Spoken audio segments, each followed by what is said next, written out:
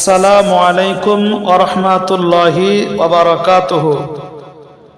রুহের মাগফিরাতের উদ্দেশ্যে আগামী 9 ফাল্গুন হতে 13 ফাল্গুন অর্থাৎ ইংরেজি 22 থেকে 26 ফেব্রুয়ারি রোজ শনিবার, রবিবার, সোমবার, মঙ্গলবার ও বুধবার পরপর এই 5 রাত্রি ব্যাপী সুন্দরপুর মাঠপাড়া গ্রামে একরাম ও ইরফান কমিশনের বাড়ির সামনে এক আজিমুসান আজমাতে শহীদে আজম রাদিয়াল্লাহু তাআলা আনহুমা এর জীবনী জলসার আয়োজন করা হয়েছে।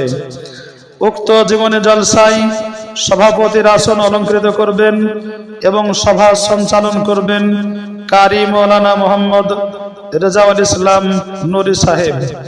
জীবনী জলসায় প্রধান বক্তা হিসাবে অর্থাৎ জীবনী বক্তা হিসাবে উপস্থিত থাকবেন কোকিল কণ্ঠী বক্তা সুরের রাজা হযরত মাওলানা মোহাম্মদ সুলতান আহমদ রেজভী সাহেব, ঝাড়খণ্ড।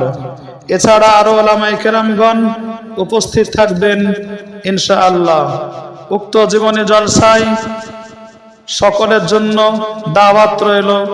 দলে দলে যোগদান করে অশেষ পুণ্যের অধিকারী হবেন।